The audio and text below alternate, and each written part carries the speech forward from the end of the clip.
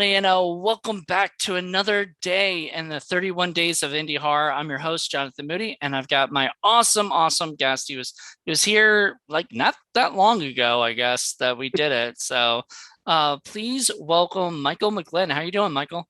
I'm doing awesome, man. Thanks a lot for having me back again, man. I am so excited because we did Countryside, I think was the one we Mhm. did the last time and everything. That's completely different than this movie, you Oh, know.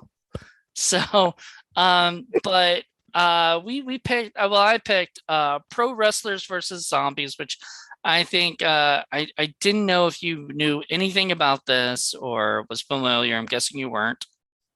completely clueless. Like just when you gave me the title alone, like I was like, okay, this is gonna be either like Mills for Zombies or Hot Stuff Time Machine. It's got one of those titles where you're automatically like, I think I know what I'm getting myself into.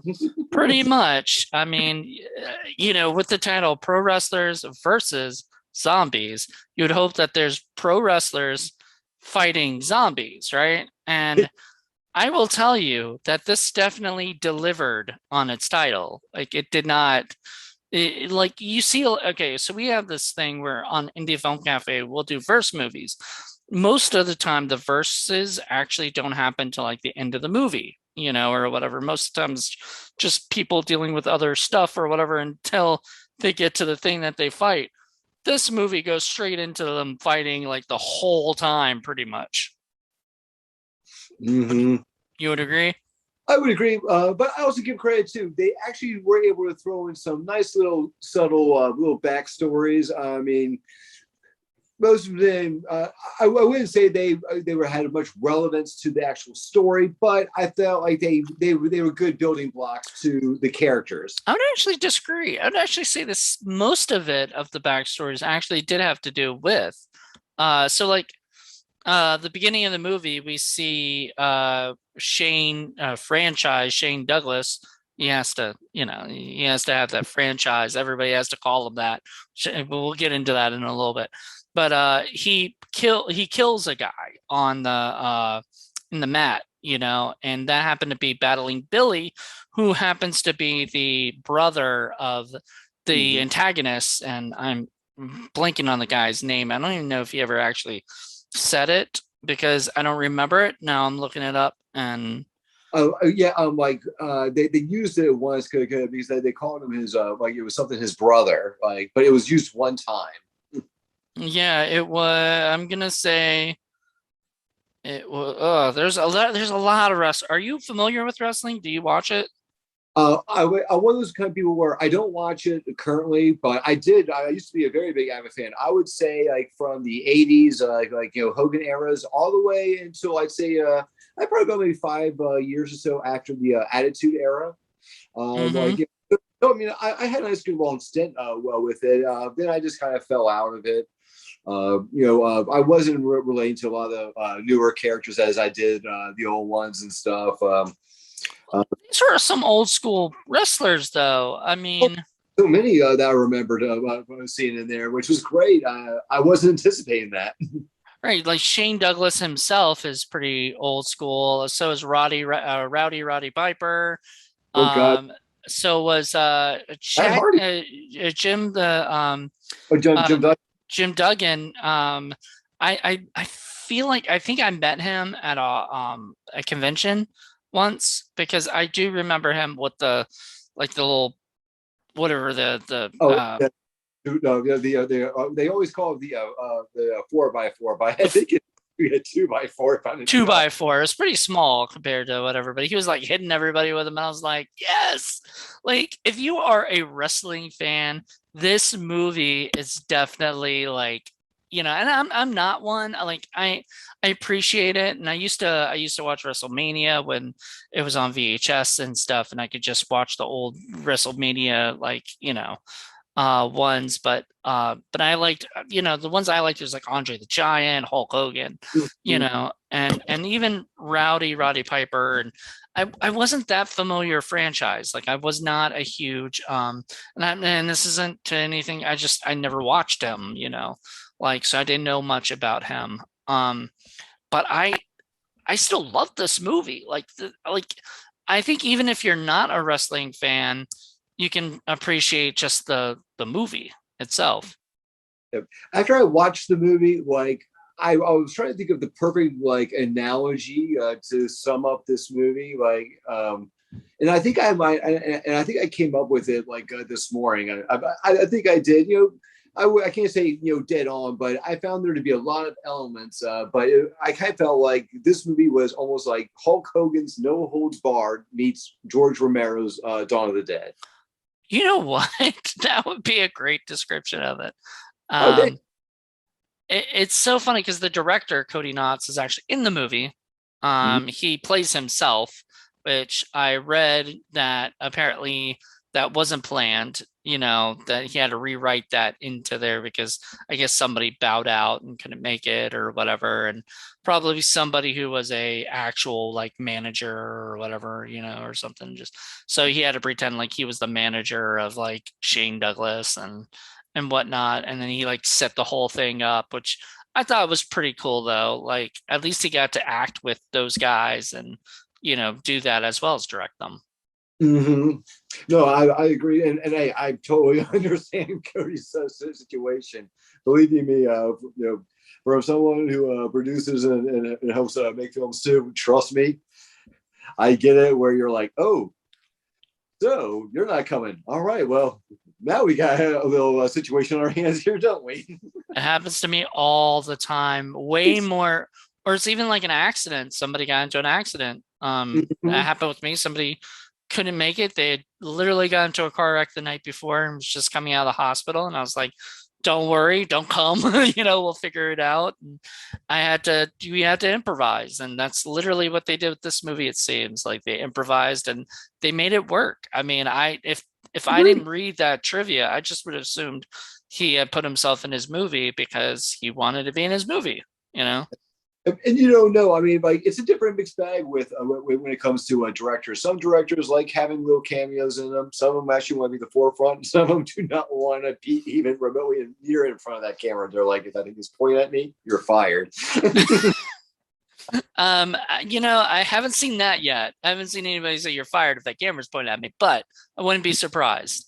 Some people are very adamant about like, I'm behind the scenes, you're in front of this camera, and then Woody Allen most of the time, likes to be in front of the camera, or Kevin Smith likes to be in front of the camera, things like that. Like that makes sense. There's no on that whatsoever. Sometimes the stories that they wrote, they had themselves in mind for that character, so they know what they wanted already and stuff. And that's that. I mean, it happens all the time, and Mhm. I'm all for it. I mean, like especially if it's like, yeah, I wrote this, I really wanted me to do this because I feel like I'm gonna do what I really envisioned, and yeah, perfect, go for it.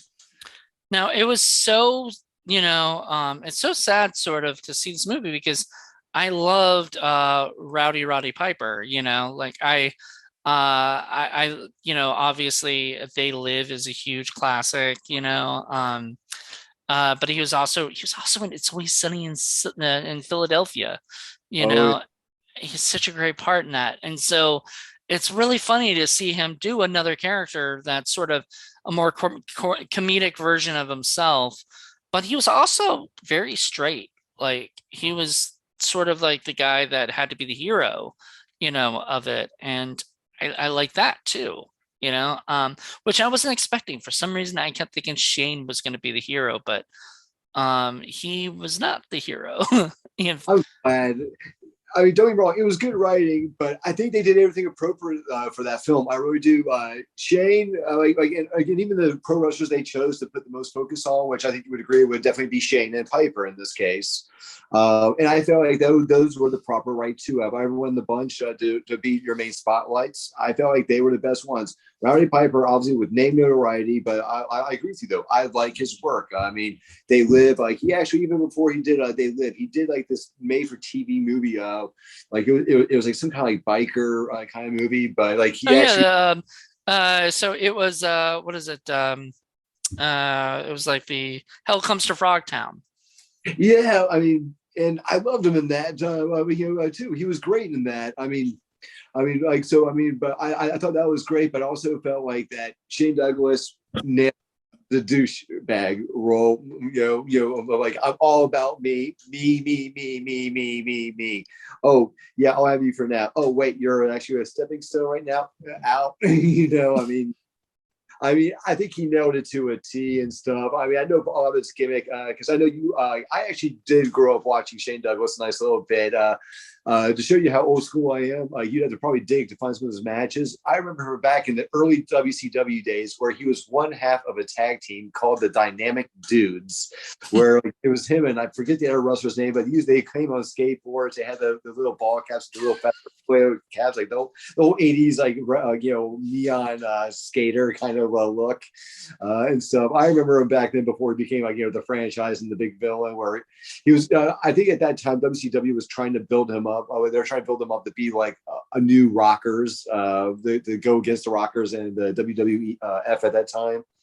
But I'm sorry, I'm getting off topic here. No, you're not. No, actually, that's exactly on topic because, it's kind of discussing his background on it and everything. And I think that's great. I was not familiar with a lot of that stuff. So I love hearing that. I honestly, yeah, I didn't know. I was kind of laughing when he was like, he had, when somebody said Shane, he goes franchise. Like you had to call him franchise. I'm like, who calls himself that? Like, and then he was like, you owe you got yourself a franchise or something like that. And I was like, man, that's a nice little like, I guess a nice little like line, but it's little moniker. yeah. And then it showed his like I'm guessing that the family that he had or whatever, that's a fake family. I don't think that was his real family, but I'm not sure. I'd assume. So they had like this fake family that died, got eaten by the zombies, and of course, they come back and man, it was rough seeing him have to kill his own like little nephew or whatever.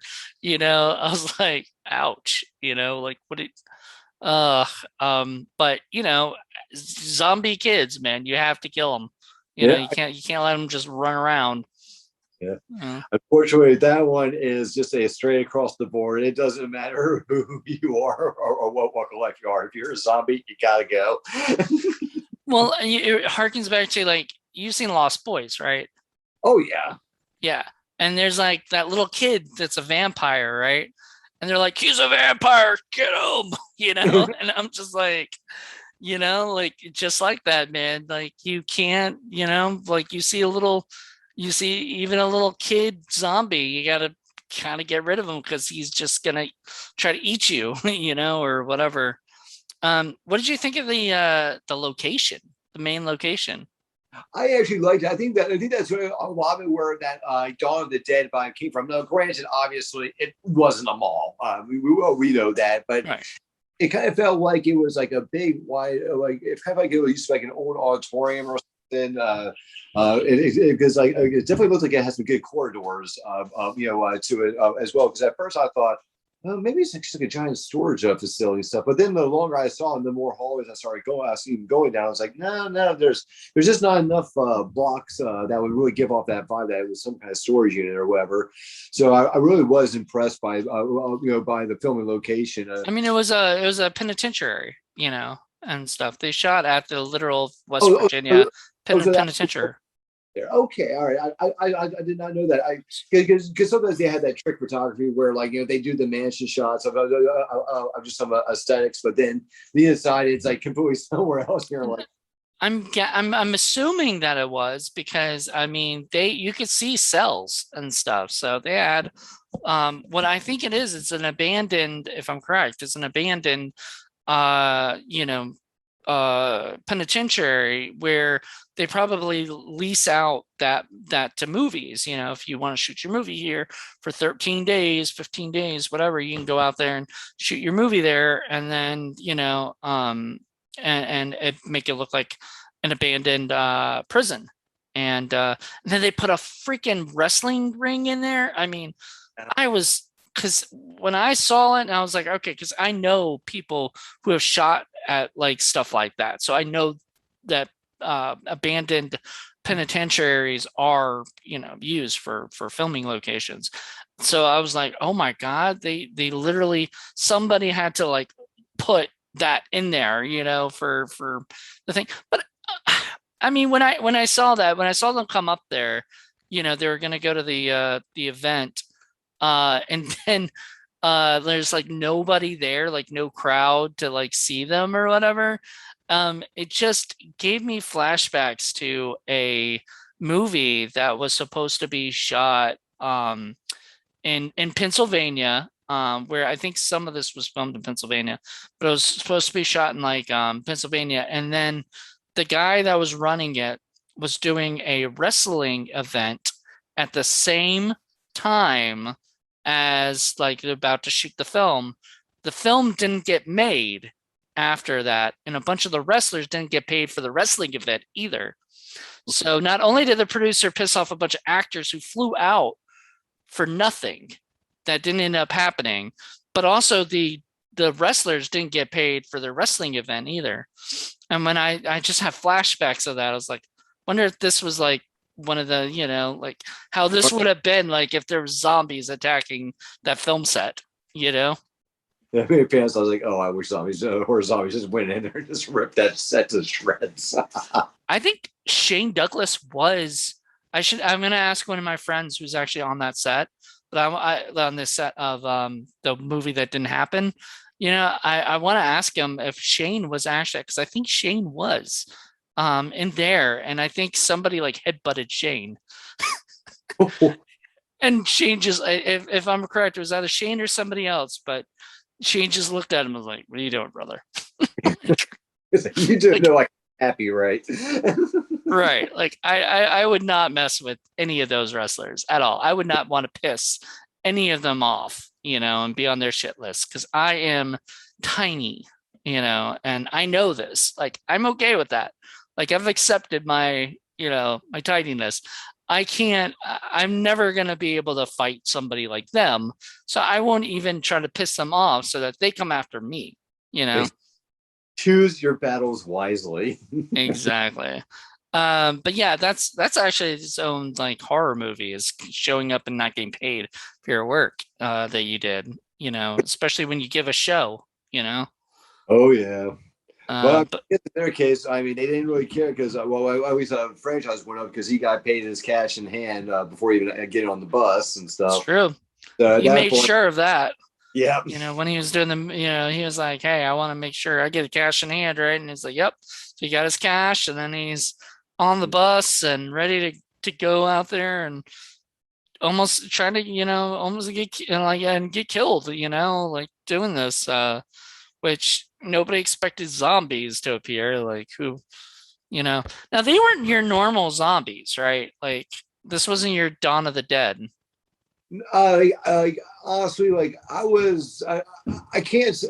It's like I think overall, like I think they were meant to be like 28 days later, but I can see where there might be a little confusion there because I noticed a couple of shots, a couple of people they were kind of more doing that like Dawn of the Dead, kind of kind of like zombie, but the majority were like the 20 days later. Well, what I'm saying is like they were, from what I mean, the guy like rips out the girl's heart and then eats it, and then she comes back and all that. And I'm like, and I think, was there like a spell or a ritual or something that they were doing to make that happen?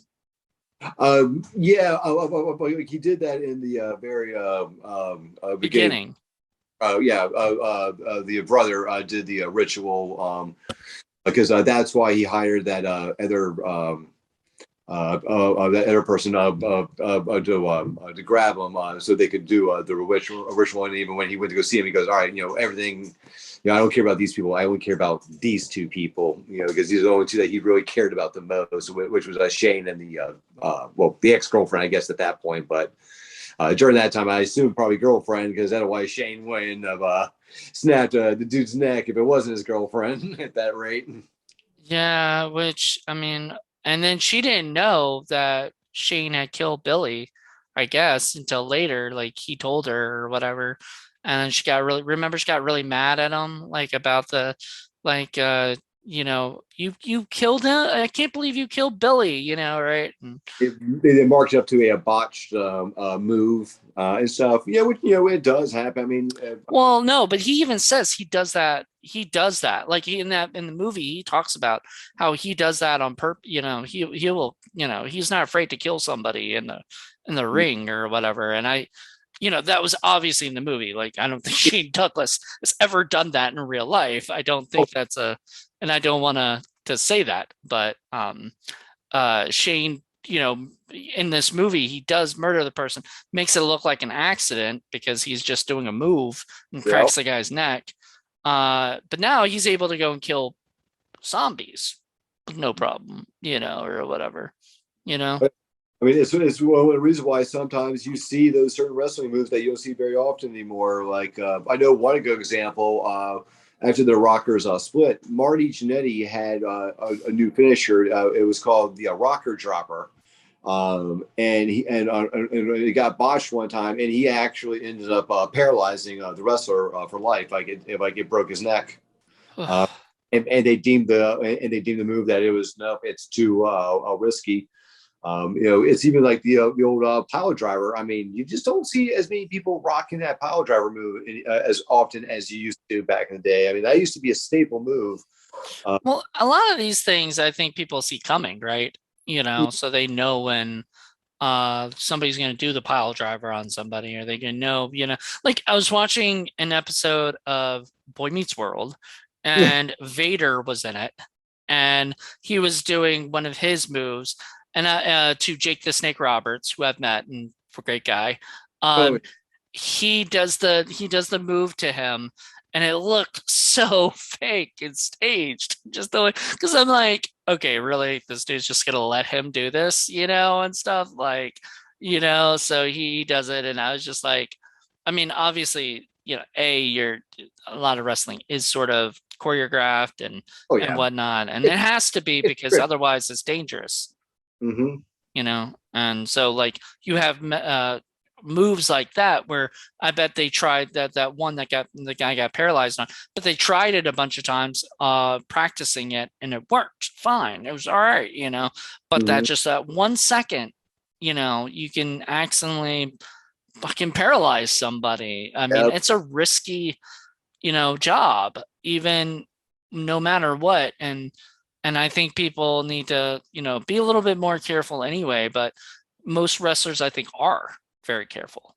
Oh yeah, no. I mean, like there's a strong brotherhood there between them. No, trust me, if people feel like that you're not protecting your partner, trust me, they will blacklist you in so many different ways. We're not talking just a ring. We're talking traveling, when it comes to staying places, when it comes to having any type of a support or backup, like from out there. Because like wrestlers are no different than any other athlete. When people recognize who you are, you go in that right place at that wrong time. You always got that person who feels like, oh, I can take that guy, and they want to start something with you. I only know these things because I actually, before I started doing mixed martial arts, I actually did do a little pro wrestling at Kind of Pro Wrestling in Manassas, Virginia. Oh, wow. So I understand a little bit about the business. I mean, I'm not going to say I'm like a big expert or anything like that, but I've done matches, I've worked matches, I've even worked with a couple of WWE people, like Rhino, for example. I did a match with him at Kind of Pro at one point before. So I understand a little bit about what goes on, and it's not just whether you botch the moves either. Like if you're not selling the moves, that's just as bad. I mean, Mhm.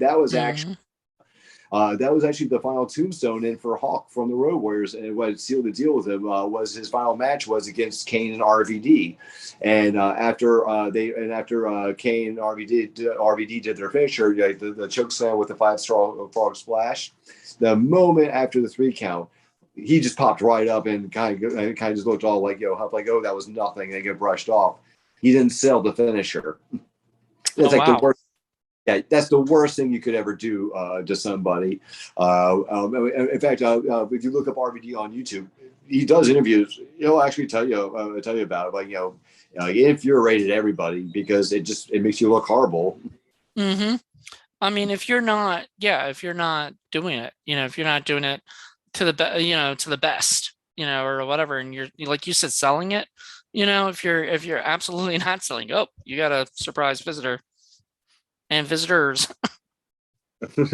Sorry about that. I'm saying if you're not selling it, then people aren't going to buy it, and people are going to know it's fake, right then and there, So, I mean, right? Oh no, I agree, and that's the whole part of the business. You're trying to sell it to the best of your ability. Yep, exactly. So what did you think of all the like the fighting with the zombies? Overall, I actually really enjoyed it. I even liked a lot of the shticks that they gave some of the wrestlers. Like they kind of made Matt Hardy a little bit of like a little hound dog, I guess you could say, uh, and stuff. Like I almost even say a little borderline, like a little oblivious, kind of like not as bad as Ed the wrestler, obviously, like the one where he was like they made him dumb as dirt. I forget, I forget who that wrestler was. I didn't recognize him, so I apologize. You're not talking about the one with the girlfriend, are you? Like the one that was just really dim-witted, like I don't remember exactly which one that was, but like he wore the there's one yellow. that had like a girlfriend who actually is now his wife, and they were the ones I think like if I'm correct, they're the ones that were hooking up, Yeah, that and was Hardy and that other girl. a Like yeah. Reb something like or yeah, Rebby Hardy or something. Hmm. Um, but she yeah, so they did that, and then I don't see the problem, and this isn't saying a bad thing about the movie, Oh but no, no.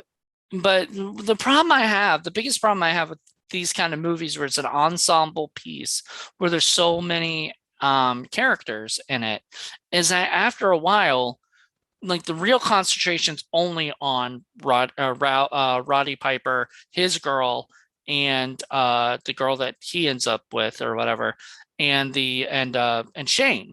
So those are the only three main ones, right? Everybody else is sort of, there and everything. And after a while, you have to like go, okay, who's this person? Who's this person? And that's why I like movies where they do this now, where they'll have like the name flash on the screen so you know who is who, because after a while if nobody says somebody's name, I don't have a clue who this person is or what their name is, and I can't, how will I know, like all that stuff. So that's yeah that's my thoughts on that. Oh no, and to add on to that too, there were some good fun nods for all those wrestling fans out there too. Like I remember like when they had to do the huddle, to get out of the horde of zombies, and what was being the charge, Jim Duggan and his whole like running finishing a clothesline and stuff. Uh, I was waiting to see Matt Hardy throw a leg drop in, or do the twist of fate at some point. Never happened, but I wonder why. I wonder if that's like a trademark move and he's not allowed to like just do it anywhere, or something. well, who knows?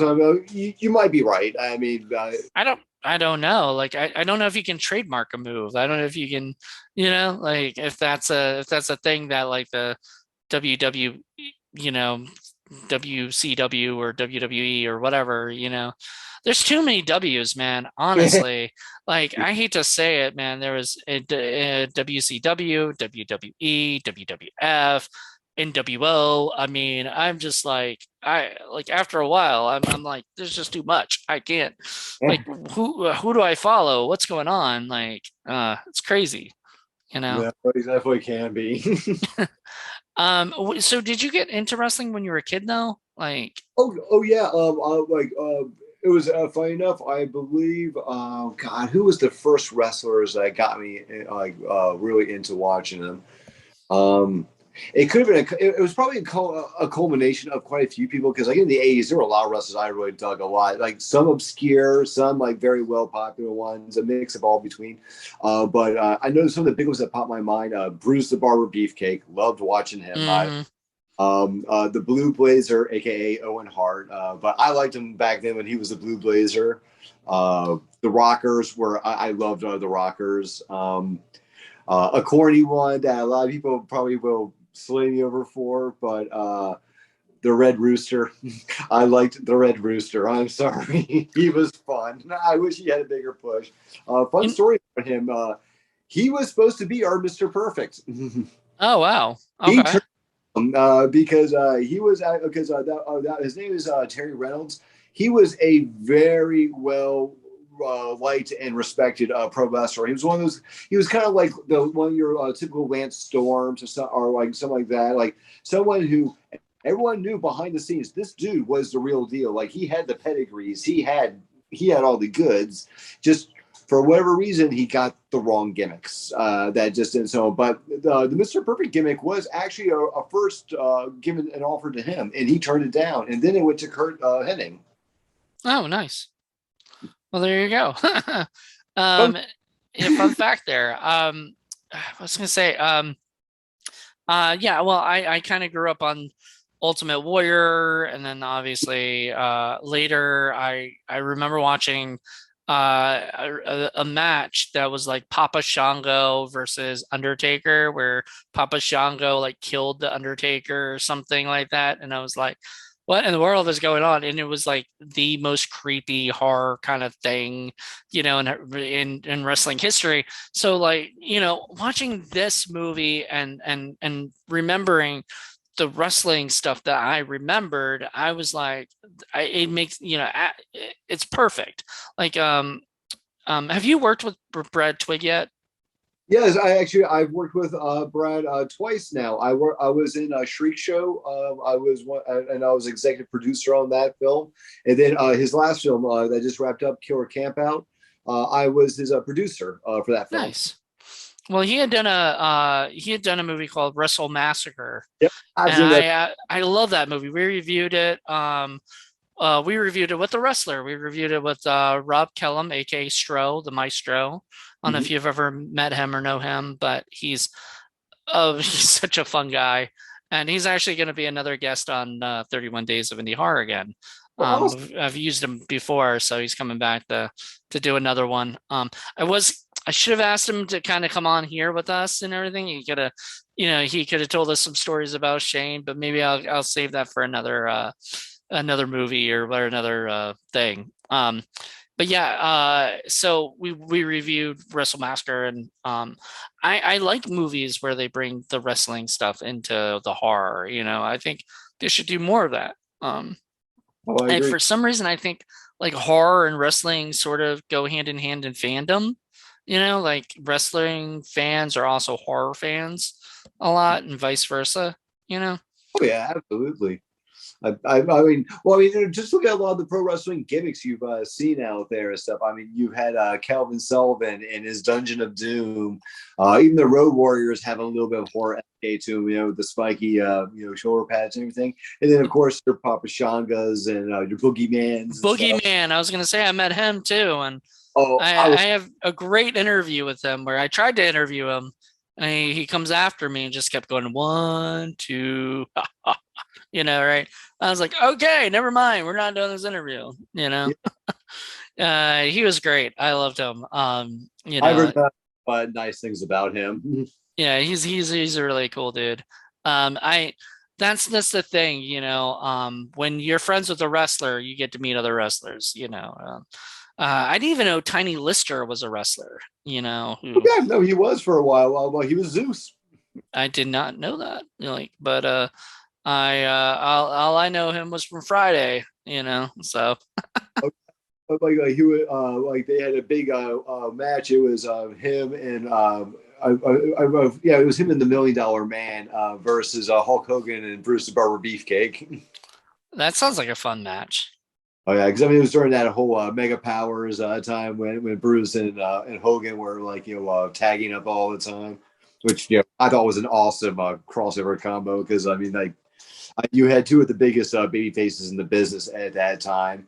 Because even though Warrior was around, but I don't think Warrior was up to that level just yet because he was still chasing Intercontinental Gold during that time.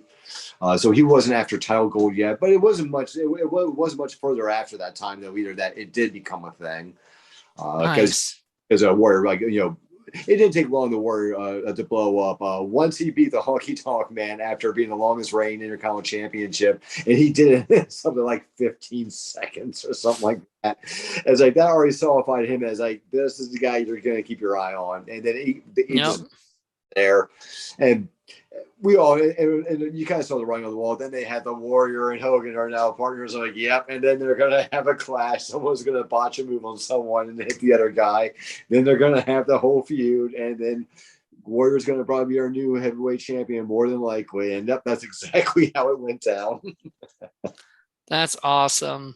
Yeah, I'm so glad I had no idea that you even did wrestling, pro wrestling. I didn't know anything. So when I asked you, I just thought, I just saw it literally on Tubi and was like, let's do this one because like it looks silly and fun and like we said in the beginning of the movie or the beginning of the review that it is pretty much it's pretty much what you're getting into when Oh yeah, you and when you watch it. well, I completely agree with you on that one.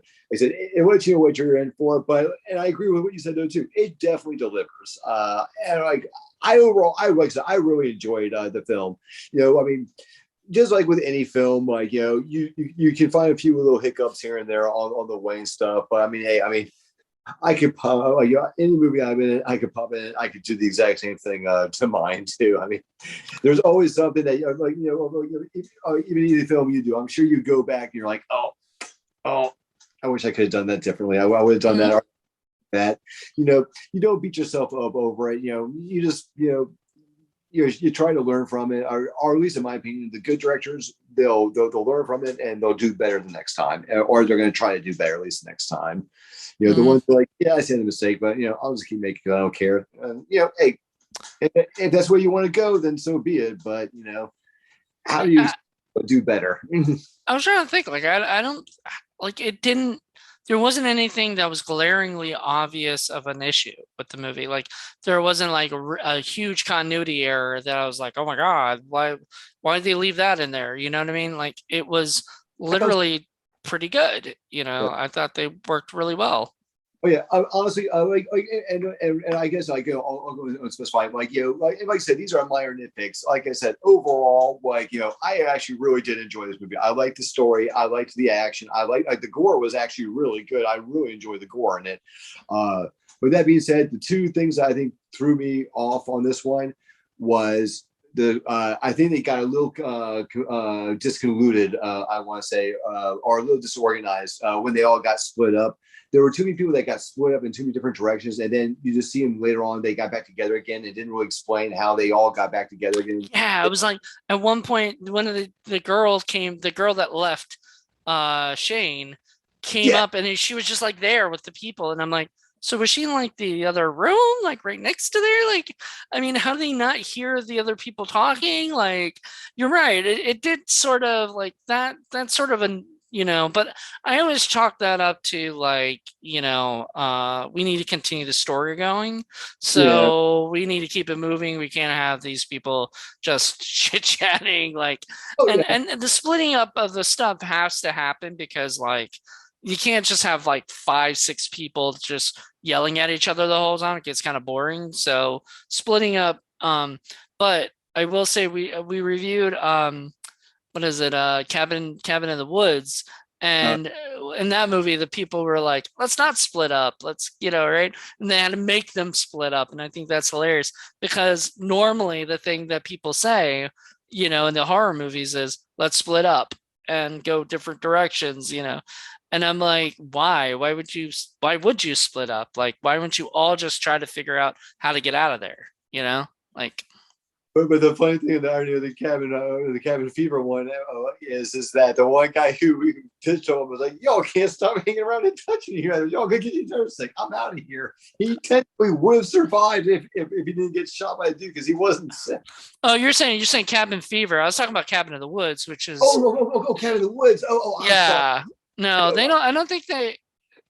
I know the only reason that guy split up in Cabin Fever is because you're right. He was like, I'm not, I don't want to get sick. So he left. Everybody else was pretty much trying to stick around each other so that they didn't, so there was no issue. So, yeah, I mean, it was or if they left, they went to go like the guy went to go get help at the thing. But yeah, so yeah, it was one of those things where you're watching that movie a year ago. Oh my God. Like Stop it! Stop it! yeah, why are you going why are you guys splitting up? Like it makes no sense. But but if like one of the one of the, oh and was it did they leave Jim did he leave Jim Duggan out by himself? Yeah, he did, didn't he? He left Jake him locked him out of the door when he was right behind him, and like like why? I know there was so much time for him to get in there. Like it was just a purely cut douche move. It's like when I saw that, I was like, "We're done." Yeah, like Shane was such an asshole in that. Shane produced the movie, so he obviously loved being able to play the asshole, which is, a fun character. And you have to understand, like, the people aren't like that. It's like anytime somebody gets to play like a asshole version of themselves, they're just really trying to have fun with it. I want to be a producer on any level. I'll be honest with you. That actually happened to Slasher 15 when we did go away. Tom Matthews actually became one of our executive producers for the film. After we got done filming with him, because he said, "Yeah, I love the script. I really like this film. I really believe in it, and I want to be more a part of this." And like, so I can only imagine the flattery that Cody felt like, with Shane Douglas, because I was like, wow, it's like when we just hire you to be in the film and you are enjoying the film and you're loving the film that much that you want to go a step further and have your name on it, on even more so. I get that feeling, and it is a great feeling because like not only does it make you just feel like, hey, like he really wants to be a part of this, but it makes you really feel like that what you're doing is good and it's right. Hmm. I mean, Exactly. if Cody, if you do see this out here, let me tell you, absolute kudos and awesome, man, absolutely awesome for you, brother. Well, I think that's about it. I think we can wrap it up on that. Like I said, I think we both really enjoyed it. There might be little nitpicks and stuff. I mean, little things, small things, but like nothing too major. And all those things are things I'm guessing were in the story, supposedly, so that, maybe, another thing is the them splitting up might also have been a issue with the filming of itself. Like I have these actors for this day, I have these actors for this day, so let's just split them up and You do know, that. So to work with, and I totally get that. I mean, you're left to your own devices sometimes, and you do the best you can do. And but I mean, like I said, for everything with the movie, like I said, it definitely has a thumbs up. In my book, I enjoy it because I mean, and you should know it too, because like when I got done watching it, I even hit you up on Messenger. I said, "Hey, I just want to let you know, I actually really enjoy that film." well, Like, so far you seem to like you liked Countryside and you oh like yeah, this one. So I mean, so far I haven't given you anything terrible yet, yet. Season 4, you'll be back. and And like, I'll try to find oh, something too. that that you'll be like, oh God, Jonathan, never mind. I don't want to do this anymore. Like I'm really sick all of a sudden, Jonathan. I can't do it. I got the sniffles. Sorry. Oh man. But yeah, that you definitely did not feel. And you said, yeah, you liked it. I hadn't seen it yet, so I was like, okay, well, it's good that he liked it, but we might have different tastes, in this stuff. So I may, and once again, you know more about wrestling than I do, so I may have, if this was more about wrestling itself, I may have tuned out, I might have wanted to tune out. But the fact is, it wasn't about wrestling. And keep in mind, if you haven't seen the movie, it's got a lot of wrestling in the movie. I'm not saying it doesn't have wrestling. I'm saying it's not about the wrestling. It's about the people that do the wrestling. And it's more of a story of the people and how they, what they would do, these characters that they play when the franchise is being a wrestler. He's a different character than who he probably is in real life, I'd imagine. He's not douche who would lock out Jim Duggan, but his character would, that he does. Oh And so yeah. it's more about that. And I love that about it. Like I don't love movies that like I might watch a documentary on wrestling, but I wouldn't want to watch like a whole thing that's just all about wrestling itself, Mhm. and like matches and stuff. Like the stuff that they do here, they do the wrestling outside of the ring, and it is awesome.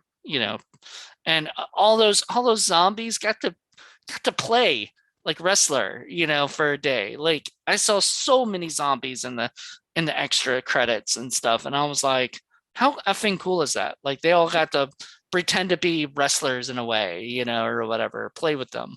And to me, I think Cody did a great job making a movie that just was fun. If you take this movie seriously, like I've seen some reviews, and I was like, really, seriously, you guys are treating this like it's a movie from Hollywood, and you gotta Yes. treat it indie style. You got to make something fun that Oh yeah. people enjoy. So I think that this was that. I, Yeah. I would agree. So there you go. Well, thank you, Michael, and we are going to have you back again Oh please. for next season. So get ready. So next year, a whole another year, but I'm sure we'll have you back for other stuff too, because we love talking to you here on Indie Film Cafe, and so it'll be fun to get you on some of the like other podcasts. I'll talk to you later about it because. Oh absolutely. I mean, I would love to come back, man. All right. Well, thank you so much, and everybody, tune in tomorrow for another day of indie horror. Until then, bye.